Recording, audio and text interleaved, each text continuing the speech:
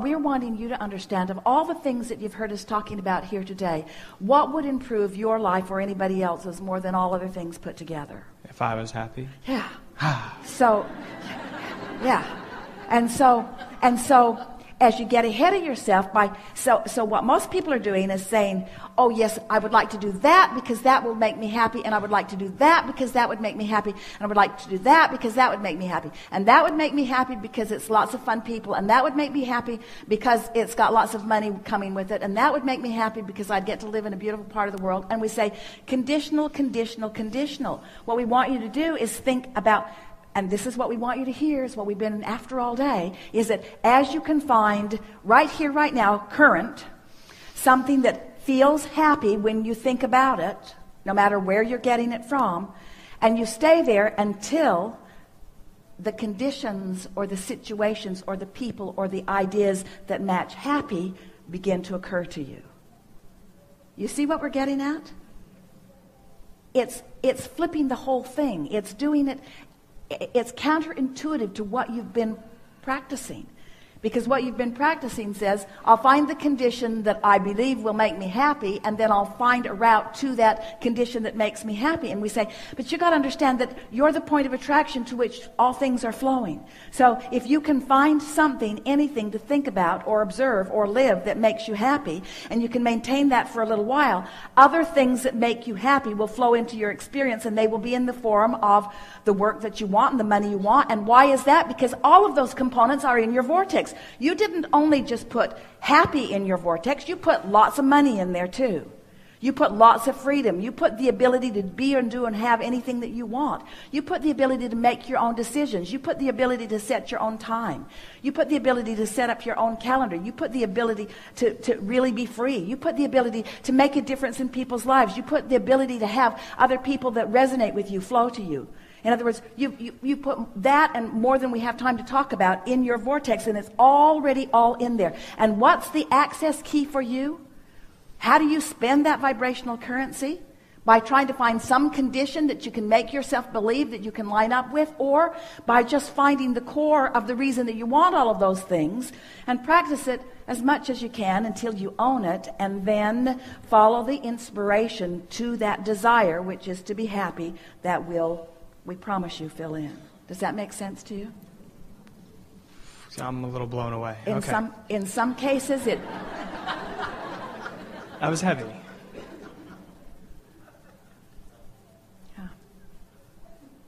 Yeah. And you think you're blown away now. As the ideas flow and you feel the perfection of them. And then you see the ease with which That's they are. what I'm seeking. But in the seeking of it, you're looking for something that is not, and you introduce resistance into the equation. How? Where did I do that? By saying, I'm looking for this thing that I haven't found yet. And so what we're really asking you is, can you be happy? Do you have the ability to be happy before the idea flows? Yes. Because if you have the ability to be happy before the idea flows, the idea will flow for sure. Do you have the ability to be happy before the money gets there? Because if you have the ability to be happy before the money gets there, the money will get there before. Following? So, we know you want to say to us, but Abraham, it's easier to focus on the condition. And we say, how's that working out? It's not easier to focus on the condition. Conditions are loaded. They're loaded with the way everybody else feels about them. They're loaded with all your past beliefs about them. Conditions are loaded with expectations. Start in this pure place and create the environment that allows it to grow. And then experience the explosion of good ideas flowing to you. And say regularly, I had a desire and it was general, but boy, is it evolving into something that's more and more specific. And the more specific a general desire that has no resistance becomes, the more exhilarating it will be. So, a desire that has a lot of momentum and no resistance is ecstasy. A desire that has a lot of momentum and a lot of resistance is miserable. A desire that has not much momentum and no resistance is the beginning of every good thing you want.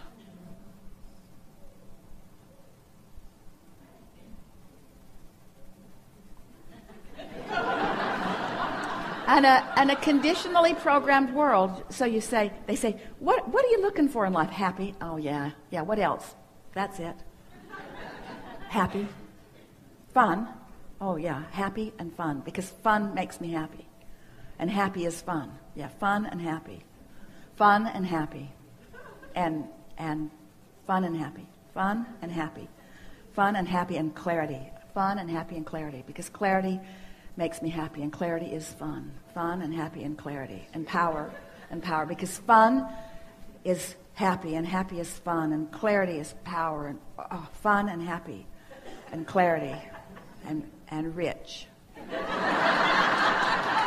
rich. And rich. And healthy. In other words, once you're there in a stable way, you can add anything and everything else to the list, and it will show itself to you in full measure. But you got to start from the basics, and you got to give up the conditional approach to life that you have been practicing, because the conditional approach is introducing resistance into your experience that is unnecessary. I'm going to have to download this.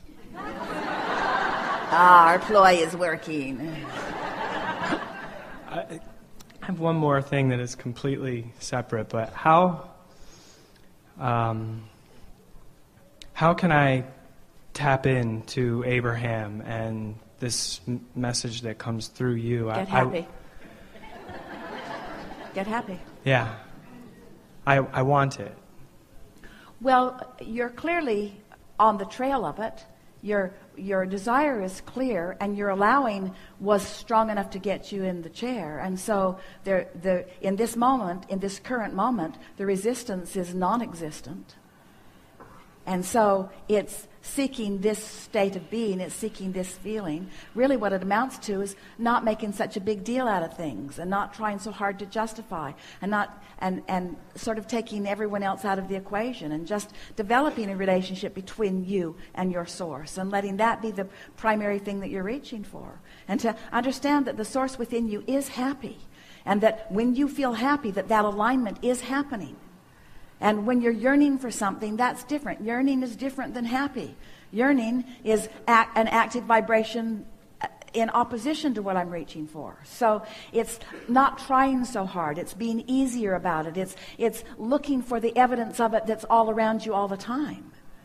It's acknowledging when you are in alignment, and reveling in that alignment, and talking about that alignment when you are there, and keeping the momentum of that alignment going longer, and consciously acknowledging that it is happening, and staying there until you're fully appreciated, and until you just feel obnoxiously invincible. In other words, when you tune into this and practice it and allow it and own it, and can get there easily, and start there every morning, and get further and further into your day with it, then all of the easier it gets, the easier it gets. Because at first it's a little awkward, but you get better and better at it. And the better you get at it, the more evidence that flows. And the more evidence that flows, the easier it is to be good at it. Until then it becomes the condition coming in response to the vibration, rather than trying to get the vibration to come in response to the condition. That's really what we're wanting you to understand. It's getting the cart before the horse, or the horse before the cart.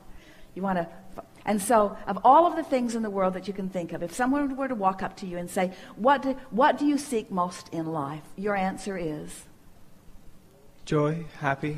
And if you wanted to add more momentum to that, what other words would you say? If this person were saying to you, and what does that joyful happiness mean to you? Flesh it out a little. Having fun, being passionate, and having a direction, and going for it with everything. Having fun, meaning engaging with lots of others. And, laughter, and humor. But feel how when you said having direction, there was a little yearning in that.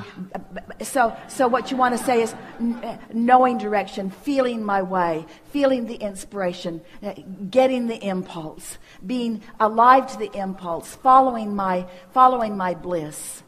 Feeling it, being moved from the inside, recognizing that when I feel like this, I'm on the brink of something good, and then when that something good comes, saying, I knew you were coming. I just didn't know in what way you would manifest, but I felt you coming. Those kinds of things. These are the kind of conversations that you want to have with yourself. I knew you were coming. I could feel you coming. I woke up excited about you coming.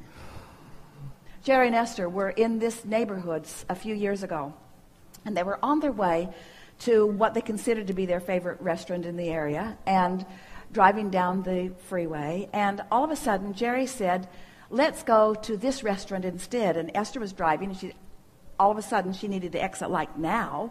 And so she took the exit and then asked questions later, which was the agreement that they always had with one another. All right, I've done it. Now why? I don't know. I just feel like we should go. I just feel like I'd like to eat here. But they have that great salad we like over there. And there's only 5 places in the whole world that we can get that salad. And I know, but I just feel like this is where we want to go. And so they went in, and the place was empty, which Esther never sees as a very good sign. And hardly anybody around. And a very nice person came up and helped them and talked to them briefly. And Jerry was always wanting to know people. He wanted to know who she was and where she was from and just a little bit about her. And then Jerry reached into Esther's purse where there was the envelope where, even though they beg you not to buy anything with cash, you always do. So there's always an envelope with a considered amount of money in it left at the end of the seminar, and it was in Esther's purse. And Jerry just reached for it and just handed it to the girl and said, this is for you. And she said, well, thank you very much. And she went into the kitchen, and they literally heard dishes break as the little girl had opened her package to see what was there. And she came back in to where they were, and she said to them, you know, I woke up this morning, and the first thought I had was something really, really good is going to happen to me today. Something really good is going to happen to me today. And Esther said, well,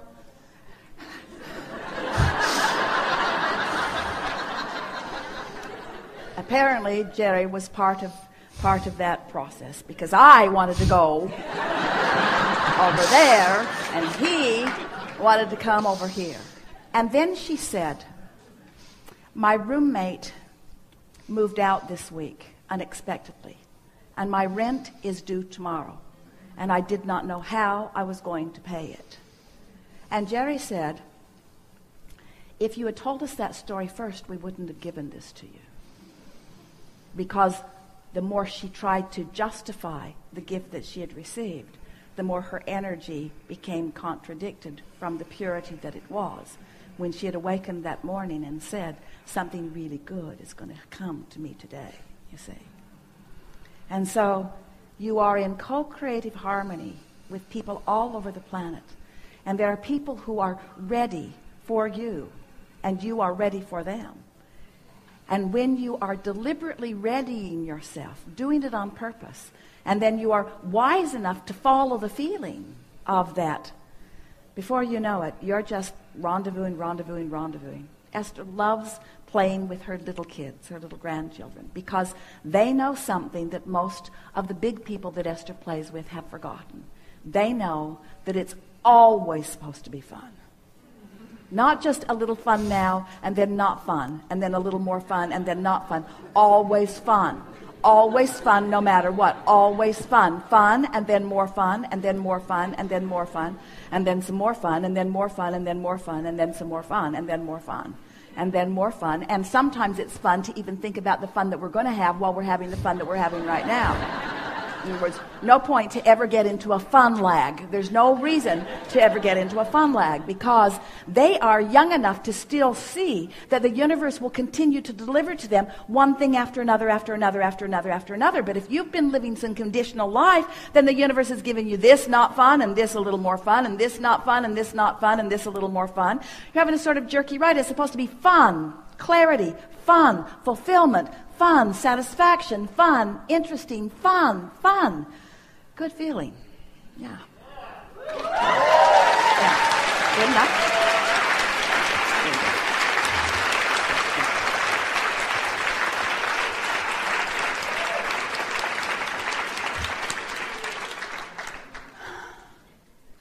Do you feel greedy when you think about only having fun? Good.